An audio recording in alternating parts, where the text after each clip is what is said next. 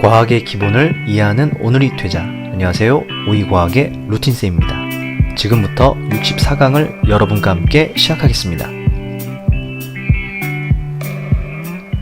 네, 이번 시간에는 지난번에 영상을 찍어 올려드린 마찰력 1편에 이은 마찰력 2편을 준비해 보았습니다. 마찰력에 대해서 조금 더 고민해보는 그런 시간을 마련했고요. 여러분이 혹시나 과학을 조금 천천히 이해하고 싶다든가 이런 뜻이 있구나 라고 조금 이렇게 궁금증이 있으신 분들은 이 영상을 보시면 좋을 것 같습니다. 참고로 이 영상을 보시기 전에 힘이라든가 마찰력의 기본 뜻에 대해서 잘 이해가 안 되신다면 이 영상을 먼저 보신 후에 이번 영상을 보시면 좋을 것 같습니다.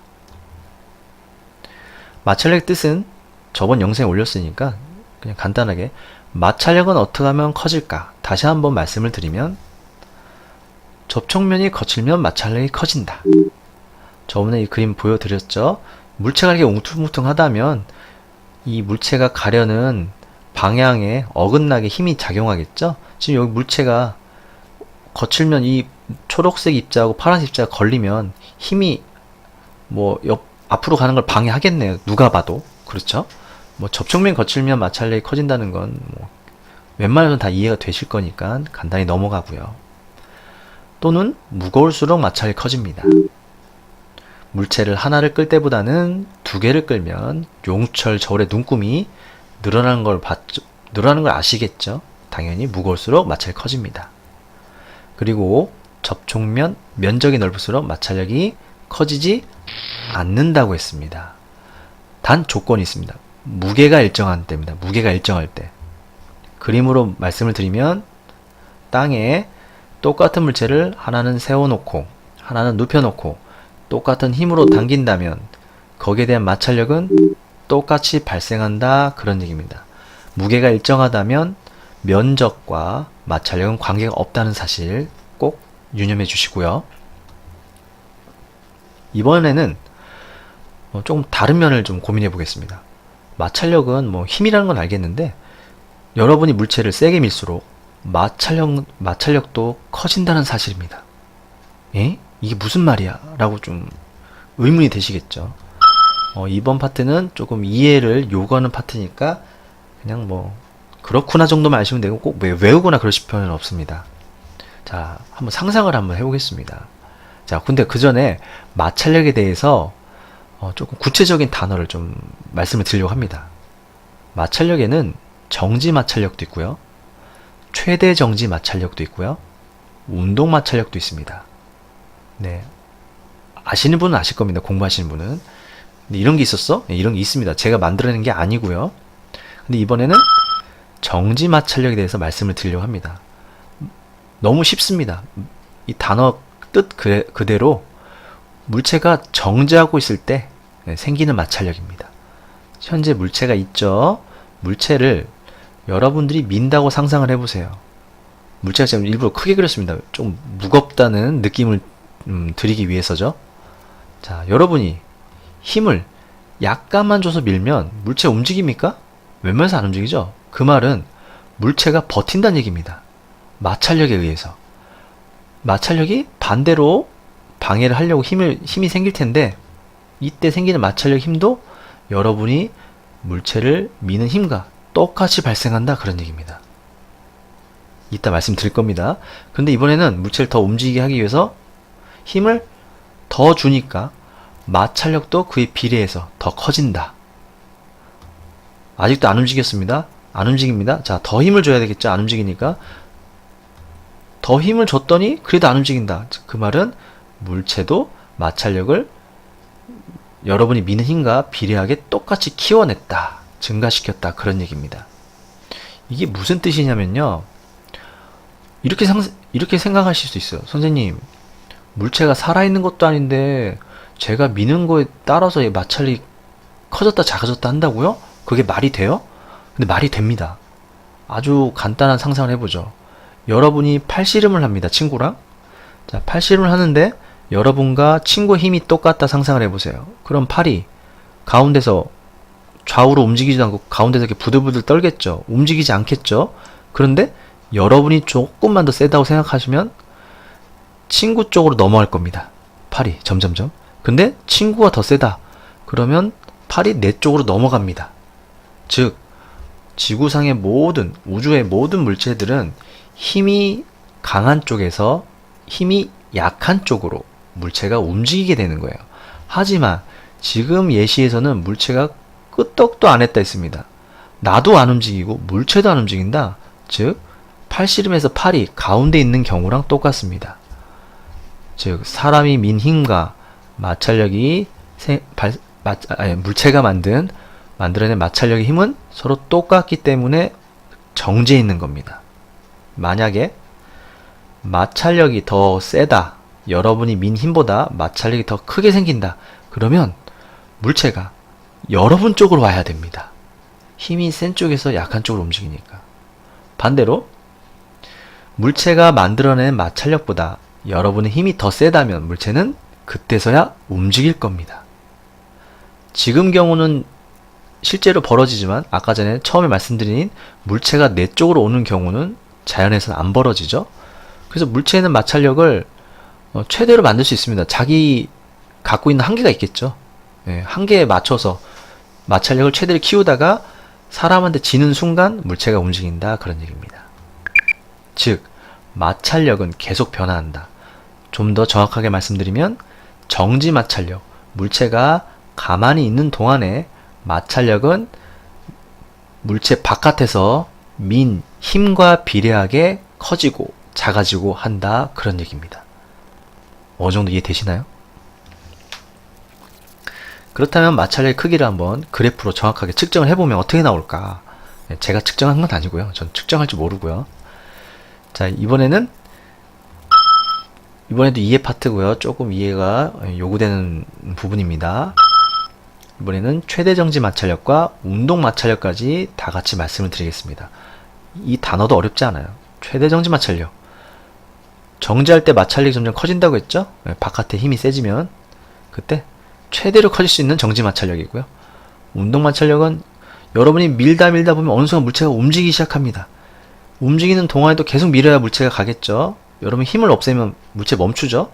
그래서 힘을 주는 동안 물체가 움직이겠죠. 움직이는 동안에도 마찰력은 제로가 되지 않습니다. 계속 방해를 하니까 여러분 힘이 드는 거예요. 그쵸? 그때 움직일 때 생기는 마찰력을 운동 마찰력이라고 하죠. 그래서 이거에 대한 그래프를 찾아보니까 이렇습니다. 제가 이제 해외 사이트에서 찾아봤는데 전 영어 잘 모릅니다. 그냥 찾는 거죠. 왜냐면 해외 사이트 그래프가 좀 더 정확한 것 같은 좀 그런 게 있어서요. 당연히 우리나라 것도 정확하죠. 전 제 습관일 뿐입니다. 그냥 참고로 자, 이 X축 오른쪽이 이제 시간이 되어 있는데 점점 힘을 가한 시간이겠죠. 힘을 점점 가하면 물체도 마찰력이 점점점 커진다는 얘기입니다. 이 Y축은 마찰력입니다. 힘이 점점점 커집니다. 커지다가 제가 힘을 점점 주어오고 있는데 더 이상 나는 물체의 입장에선 난 더 이상 마찰력 못 키워. 그 순간 물체가 움직이기 시작한다, 그런 얘기입니다. 그런데 움직이기 시작한 순간 마찰력이 순간 줄어드는 현상을 볼 수 있습니다. 이거는 여러분 다 느끼셨을 거예요.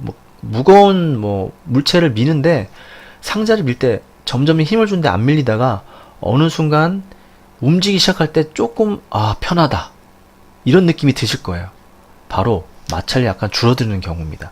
움직이는 동안은 마찰력이 이렇게 정지할 때보다 더 커질 수는 없어요. 네, 그거는 저번에 말씀드렸지만 그 입자와 입자 사이의 그 공유결합, 전기를 같이 이렇게 공유하는 공유결합을 할 시간이 없기 때문에 마찰력이 준다, 그런 이제 내용이고요. 근데 보통 교과서는 이렇게 나와 있지 않고요. 이런 식으로 그래프로 나와 있습니다. 이렇게 좀 정렬해서 깔끔하게. 점점점 마찰력이 커집니다. 이때 물체가 안 움직이죠? 그래서 이때 마찰력을 정지 마찰력. 자, 물체가 움직이기 직전 최고 이때가 마찰력이 크네요. 이거를 이 마우스 포인트 보이시죠? 이 부분을 최대 정지 마찰력. 물체가 움직이기 시작한 순간부터는 마찰력이 좀 감소된 상태로 유지된다. 이때 마찰력을 운동 마찰력이라고 합니다. 이해되시죠? 생각보다 어렵진 않습니다. 과학에서는 모든 힘을 공식으로 만들어서 계산할 수 있게끔 해놨죠. 그래야 증명을 할 수 있으니까 수학적으로.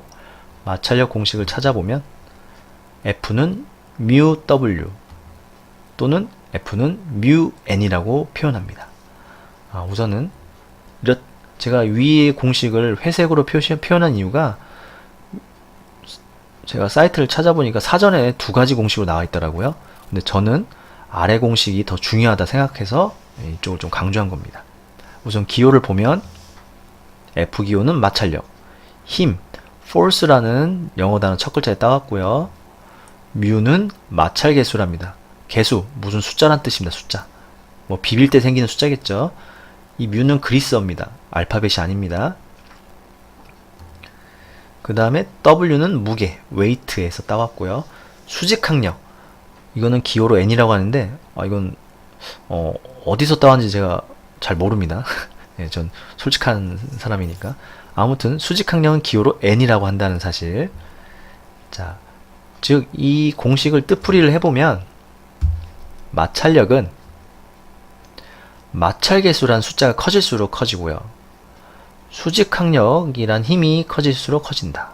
뭐 어느 정도 대충 이해는 갈 것 같습니다. 위에 걸 보면 마찰력은 마찰계수가 커질수록 커지고요. 무게가 무거울수록 커진다. 이건 더 이해가 잘 되는 것 같아요. 그쵸? 그래서 이게 쉬운 공식 같지만 이게 모든 상황에 적용이 안 되기 때문에 모든 상황에 적용이 되는 이 아래 공식으로 이해하시고 외우시는 게 좋다는 얘기입니다. 우선은 마찰계수가 뭔지 찾아보니까 물체마다 이제 접촉면이 접촉면이 있잖아요. 마찰력은 물체끼리 비빌 때, 닿을 때 생기는 힘이니까 그때 거친 정도를 숫자로 나타낸 걸 마찰 개수라고 한답니다. 근데 여러분 상상하시면 똑같은 물체가 있더라도 그 물체의 재질, 크기가 똑같다. 근데 재질이 다르다. 그럼 마찰 개수 달라지고요. 근데 똑같은데 내가 이렇게 살짝 기름을 발라놨다. 그럼 또 마찰 개수 바뀌고요. 똑같은 물체인데 온도가 다르다. 또는 압력이 다르다. 그래서 마찰 개수가 다 달라집니다. 마찰 개수라는 건 그게 상황에 따라 계속 미끄러운 정도가, 거친 정도가 달라지기 때문에 이거는 우리가 계산하라고는 안 하고요. 보통 문제에서는 이걸 줍니다. 이건 개수라는 숫자를 주고 뭐 마찰력이나 무게 또는 수직항력을 계산하라는 문제가 나오겠죠. 근데 이번에는 수직항력에 대해서 말씀을 드리겠습니다. 수직항력이 꽤 중요한 개념입니다. 우선 수직항력 뜻을 찾아보면 뜻은 사진은 우선 여기 있고요.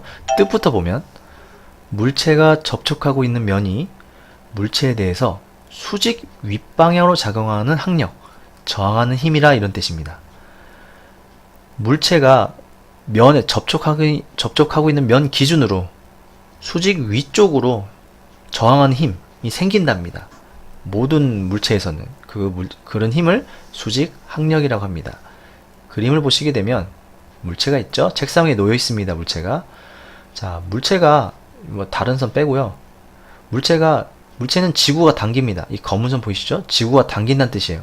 지구가 당기기 때문에 물체의 무게가 생깁니다. 그래서 여기 W 무게라고 표현한 겁니다. 즉 물체에 무게가 있고요. 근데 무게가 있으면 당연히 지구 쪽으로 끌려와야 되는데 지금 끌려오지 않습니다. 왜? 책상 때문이죠. 즉 물체와 물체가 닿는 이 부분에서 이 지구의 무게, 지구의 중력, 무게를 방해하고 있는 무언가의 힘이 작용하고 있다. 그런 얘기입니다. 물체가 안 움직이고 있으니까. 즉 물체의 무게만큼 반대되는 항력이 반대쪽으로 작용합니다. 그래서 이 초록색 화살표를 수직항력이라고 표현하는 겁니다. 노란색은 그냥 물체 바깥에서 힘을 주었다는 얘기고요. 파란색은 힘 준 만큼 마찰력이 생겼다. 그런 얘기입니다. 근데 이 마찰력은 요 수직항력과 비례한다는 얘기입니다. 즉 이 수직항력이 더 크면 마찰력도 커진다. 자, 제가 아까 말씀드렸지만 무게라고 그냥 이해하시면 안 됩니다. 왜냐하면 이런 경우가 있을 수 있거든요. 지금 보면 여기 수직항력 보이시죠? 자, 보이시죠? 초록색. 이 수직항력의 힘이 지금 현재 물체의 무게와 똑같습니다. 그러니까 물체가 정지하겠죠. 가만히 있다는 얘기는 두 힘의 크기가 같고 방향만 반대란 얘기입니다. 즉 수직항력은 몰라도 무게를 알면 수직항력을 안 거기 때문에 무게를 넣으면, 무게와 마찰계에서 넣어주면 마찰력 계산할 수 있습니다. 당연한 거겠지만 이런 경우가 있죠. 벽이 있고요. 물체를 벽에다 대고 손으로 누를 때입니다. 이때는 요 누른 힘과 무게가 동일할까요? 아니겠죠. 네. 누르는 힘과 무게는 동일하지 않습니다. 근데 이때 수직항력은 누르는 힘과 비례해서 반대로 작용하겠죠. 그래서 이 수직항력 개념으로 외우셔야, 이해하셔야 나중에 마찰력 계산에 도움이 된다는 얘기입니다. 잘못 배우시면 마찰력은 중력에 비례한다 이렇게 이해하실 수 있잖아요. 무게는 중력과 같은 개념이니까 중력이 커지면 마찰이 커진다 이렇게 받아들일 수 있지만, 이런 경우를 보면 중력과 비례하지 않다는 겁니다. 그래서 정확하게는 수직항력, 물체에 닿는 면에서 수직으로 작용하는 항력, 이 수직항력을 계산하셔야 정확한 마찰력을 계산할 수 있다는 사실입니다. 제가 하도 말로만 떠들어서 이해하실지 모르겠지만 천천히 제 말 다시 영상을 들어보시고 말에 집중하면 더 좋으실 것 같아요. 제가 굳이 잠깐 여기서 좀 딴소리 해야 되는데, 제가 굳이 자막을 안 넣는 이유가 있어요. 자막을 넣으면 자꾸 모든 시선이 그 자막 쪽으로 갑니다. 그 읽다가 이해도 못하고 그냥 넘어갑니다. 이해한 것 같지만 이해 안 한 것 같은 기분이에요. 그래서 좀 더 청각에 좀 집중하라고 제가 이렇게 말로 좀 하는 겁니다. 예, 저만의 좀 방식이니까 이해해 주시고요. 자, 이번에는 정지마찰력, 운동마찰력, 수직항력과 어떤 관계가 있는지 그래프로 누가 측정을 해봤답니다. 자, 이쪽이 수직항력 영어로 normal force네요. 찾았습니다. 저도 영상을 찍다가 찾았네요. 수직항력이 여기서 따온 기호 n이라는 거.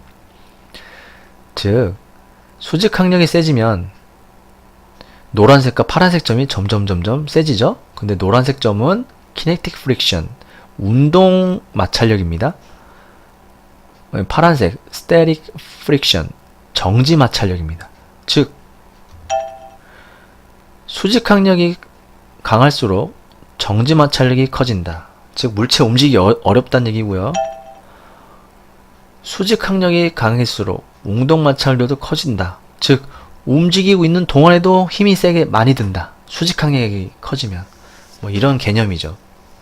이 정도는 이해되실 겁니다. 당연한 얘기겠죠. 예. 보통 지구에서는 수직항력이 무게와 비례하기 때문에, 즉 무게가 커지면 정지마찰력도 커지고요. 무게가 커지면 운동마찰력도 커진다. 그렇게 이해하셔도 되지만 정확하게는 수직항력이라고 이해하셔야 된다는 점. 네. 이제는 이렇게 해서 마찰력에 대해서 마무리를 하겠습니다. 이렇게 많은 뜻이 있는 줄 모르셨을 거예요. 영상을 보시면 이해되실 겁니다. 마찰력은 참 별거 아닌 것 같은데, 마찰을 하면요 힘도 생기고요, 물체를 비비면 열도 생기고요, 비비면 마찰 전기도 생깁니다. 이렇게 마찰에는 수많은 현상이 벌어집니다. 우리는 이 수많은 현상들 중에서 다 빼고요, 힘에 관련돼서만 말씀을 드린 겁니다. 마찰력 쉽다고 그냥 넘어가지 마시고 쉬울수록 가끔은 깊게 고민해보는 기회가 되시길 바라겠습니다. 이상으로 마치겠습니다.